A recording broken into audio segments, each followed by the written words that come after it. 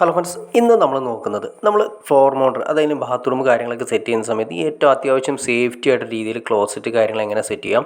അതുകൂടാതെ തന്നെ നമുക്ക് അതിൽ നിന്ന് ബാഡ് സ്മെല്ല് കാര്യങ്ങൾ ഇപ്പോൾ വലിയൊരു പ്രശ്നമായിട്ട് വരുന്നതാണ്. അതായത് ബാത്റൂമിൻ്റെ അകത്ത് 2-3 വർഷം കഴിഞ്ഞാൽ കുറച്ച് ആളുകൾക്കുള്ളിൽ തന്നെ ബാഡ് സ്മെല്ല് വരുന്നത്. അപ്പോൾ അതിൻ്റെ മെയിൻ കാരണങ്ങളിലൊന്നാണ് നമ്മളിന്ന് പരിചയപ്പെടുന്നത്. അപ്പോൾ അതെന്തുകൊണ്ട് നമുക്ക് സേഫ്റ്റി ആയിട്ട് എങ്ങനെ ചെയ്യാമെന്നുള്ള ഡീറ്റെയിൽസാണ് വീഡിയോയിൽ ഉൾപ്പെടുത്തിയിരിക്കുന്നത്. അപ്പോൾ നിങ്ങൾ കാണുന്ന പോലെ ഫ്ലോർ മൗണ്ടർ ക്ലോസറ്റാണ് നമ്മളിവിടെ കൊടുത്തിരിക്കുന്നത്. ഫ്ലോർ മൗണ്ടർ ക്ലോസറ്റിൻ്റെ താഴെ കണ്ടോ, അതായത് ടൈലും ക്ലോസറ്റും കൂടി ആ ടച്ച് ചെയ്യുന്ന സ്ഥലങ്ങളിൽ ചെറിയ ഗ്യാപ്പ് വരാനുള്ള ചാൻസ് കൂടുതലാണ്. അപ്പോൾ ആ ഗ്യാപ്പ് വരുന്ന സ്ഥലങ്ങളിലൂടെയാണ് ഓവറായിട്ട് വരുന്ന സ്മെല്ല് കാര്യങ്ങൾ പുറത്തേക്ക് വരുന്നത്. അപ്പോൾ നമ്മൾ ആദ്യമേ തന്നെ എന്ത് ചെയ്യുന്നത് വെച്ചിട്ടുണ്ടെങ്കിൽ ഒന്നല്ലെങ്കിൽ ടൈൽ ഫില്ലർ യൂസ് ചെയ്യാം, ഇനി അതല്ലെങ്കിൽ തന്നെ അപ്പോക്സി നമ്മൾ ടൈലിന് യൂസ് ചെയ്യുന്ന അപ്പോക്സി അവരോട് തന്നെ പറഞ്ഞ് അവരോട് തന്നെ ചെയ്യിപ്പിക്കുന്നത് നല്ലതാണ്. അത് ഒട്ടും പ്രൊജക്ഷൻ ഇല്ലാത്ത രീതിയിൽ നല്ല നീറ്റായിട്ട് ചെയ്ത് ക്ലിയർ ചെയ്യാൻ സാധിക്കും. അപ്പോൾ ഈ അപ്പോക്സി നമുക്ക് ടൈലിൻ്റെ കളറിൽ യൂസ് ചെയ്യാം, ഇനി അതല്ലെങ്കിൽ ക്ലോസറ്റിൻ്റെ കളറിൽ യൂസ് ചെയ്യാം, ഏത് വേണമെങ്കിലും നമ്മുടേതായ ഒരു സജഷനിൽ യൂസ് ചെയ്യാം. എന്തായാലും അത് ചെയ്തിരിക്കുന്നതാണ് ഏറ്റവും നല്ലത്. കാരണം വേറെ ഒന്നുമില്ല, ഈ 4-5 പൈപ്പ് കാര്യങ്ങളൊക്കെ നമ്മൾ വരുന്ന സമയത്ത് അതിൽ നിന്ന് ബാക്ക് സൈഡ് അതായത് മൊത്തം ഈ എയർ കാര്യങ്ങൾ എന്തെങ്കിലും കാരണവശാൽ അതായത് അകത്ത് കൊടുക്കുന്ന ഗാസ്കറ്റിൽ വരുന്ന വാഷ് വരുന്നുണ്ട്, അതിലെന്തെങ്കിലും ഒരു ലീക്കോ കാര്യങ്ങളോ വന്നു കഴിഞ്ഞാൽ ആ ഒരു കുഴിയിലെ സ്മെല്ല്, അതായത് ബാത്റൂമിൻ്റെ സെപ്റ്റിക്കിൻ്റെ സ്മെല്ല് കംപ്ലീറ്റ് റിലീസാവുന്നത് ആ ഗ്യാപ്പിലൂടെ ആയിരിക്കും. അങ്ങനെയാണ് നമ്മുടെ ബാത്റൂമുകളിലേക്ക് നല്ല രീതിയിൽ തന്നെ സ്മെല്ല് കാര്യങ്ങൾ വരുന്നത്. പിന്നെ അതുപോലെ തന്നെ കൊതുക് കാര്യങ്ങൾ വരുന്നത് അങ്ങനെയൊക്കെയാണ്.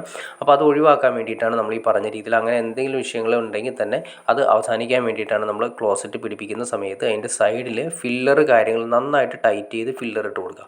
ഇനി അത് ടൈൽ ഫില്ലർ ഇല്ലെങ്കിൽ പോലും നമുക്ക് ടൈലിൻ്റെ പുട്ടി കിട്ടും. ഇനി അതല്ലെങ്കിൽ പോലും വൈറ്റ് സിമെൻ്റ് ആണെങ്കിൽ ഏറ്റവും നല്ലത്. വൈറ്റ് സിമെൻ്റ് ആണ് കുറച്ചുകൂടി അപ്പോക്സി അല്ലെങ്കിൽ വൈറ്റ് സിമെൻ്റ് കൊടുക്കുക. അപ്പോൾ അതിൻ്റെ ഗുണം എന്താണെന്ന് വെച്ചിട്ടുണ്ടെങ്കിൽ വൈറ്റ് സിമെൻറ്റ് കാര്യങ്ങളൊക്കെ ആകുമ്പോൾ നല്ല സ്ട്രോങ് ആയിട്ടിരിക്കും.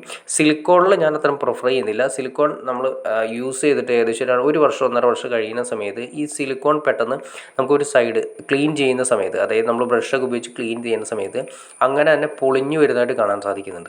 അതായത് ഏതെങ്കിലും ഒരു സൈഡിൽ നമ്മൾ ജസ്റ്റ് ബ്രഷ് ടച്ച് ചെയ്ത് കഴിയുമ്പോൾ അവിടെ നിന്ന് പൊളിഞ്ഞിട്ട് മൊത്തം ഈ സിലിക്കോൺ ഒറ്റ റബ്ബർ ബാൻഡ് പോലെ ഒറ്റ സെറ്റായിട്ട് പൊളിഞ്ഞു പോകുന്നതായിട്ട് കാണാൻ സാധിക്കുന്നുണ്ട്. അപ്പോൾ അത് മാത്രമല്ല, അപ്പോൾ അത് അത്ര സേഫ്റ്റി ആണെന്ന് നമ്മൾ ഫീൽ ചെയ്തിട്ടില്ല.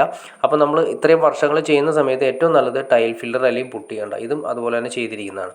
അപ്പോൾ ഇത് ഓൾറെഡി ഇത് ചെയ്തിട്ടില്ല. അപ്പോൾ ചെയ്യാതിരിക്കുന്ന സമയത്തുള്ള ഗ്യാപ്പാണ് ഞാൻ ജസ്റ്റ് നിങ്ങളെ കാണിച്ചു തരുന്നത്. ആ ടൈലും ക്ലോസറ്റും തമ്മിലുള്ള ഗ്യാപ്പ് ഏകദേശം ഇത്ര ഉണ്ട്. ഇതിലൂടെയാണ് നമ്മുടെ ബാഡ് സ്മെല്ല് റിലീസാവുന്നത്. അത് ഒഴിവാക്കാൻ വേണ്ടിയിട്ടാണ് നമ്മൾ ഈ പറഞ്ഞ ലെവലിൽ ചെയ്യുന്നത്.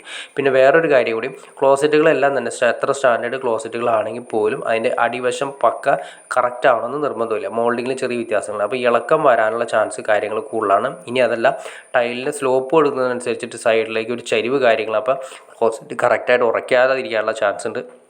അപ്പോൾ ഏറ്റവും നല്ലത് നമ്മൾ ഈ പറഞ്ഞ പോലെ തന്നെ ടൈൽ ഫില്ലറോ അപ്പോക്സിയോ കാര്യങ്ങൾ യൂസ് ചെയ്ത് അവരൊരു ഹാർഡ് മെറ്റീരിയൽ സ്ട്രോങ് ആയിട്ട് ഇരുന്ന് കഴിഞ്ഞിട്ടുണ്ടെങ്കിൽ ആ ക്ലോസറ്റിൻ്റെ ഇളക്കവും കാര്യങ്ങളും ഒന്നും തന്നെ ഉണ്ടാവില്ല. പിന്നെ അത് കൂടാതെ തന്നെ എൻ്റെ ഒരു പേഴ്സണൽ അഭിപ്രായത്തിൽ പറയുകയാണെങ്കിൽ അത്യാവശ്യം സേഫ്റ്റി ആയിട്ട് എത്ര വെയിറ്റുള്ള ആളുകളാണെങ്കിൽ യൂസ് ചെയ്യാൻ പറ്റുന്നത് ഫ്ലോർ മൗണ്ടർ ക്ലോസറ്റുകൾ തന്നെയാണ്. അത് നല്ല രീതിയിൽ തന്നെ യൂസ് ചെയ്താൽ വാൾ ഹാങ് ടൈപ്പ് ക്ലോസറ്റുകളൊക്കെ ഉപയോഗിക്കാം. അത് നല്ല വെയിറ്റുള്ള ആളുകൾക്ക് എത്രത്തോളം സേഫ്റ്റി ആയിരിക്കും നമ്മളെന്ന് ചിന്തിക്കുന്നത് നല്ലതാണ്.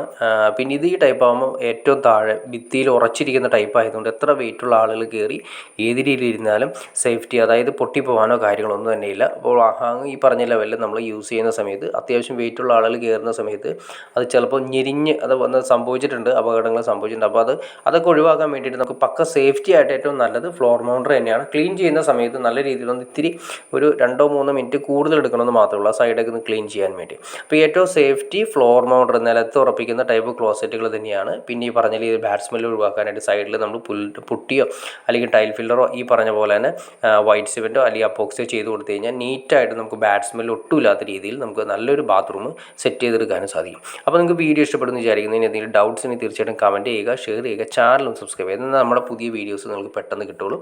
അപ്പോൾ ഇതുപോലെ ഇൻഫോർമേറ്റീവ്സ് വീഡിയോസ് ചെയ്യാനുള്ളൊരു മോട്ടിവേഷൻ ലഭിക്കാനായിട്ട് അപ്പോൾ തീർച്ചയായിട്ടും നിങ്ങൾ ചാനലൊന്ന് സബ്സ്ക്രൈബ് ചെയ്തേക്കുക, ലൈക്കും കൂടി ചെയ്തേക്കുക, ഷെയറും കൂടി ചെയ്തേക്കുക. ഓക്കെ ഫ്രണ്ട്സ്, അടുത്ത വീഡിയോയിൽ കാണുന്നവരെ ഓക്കെ.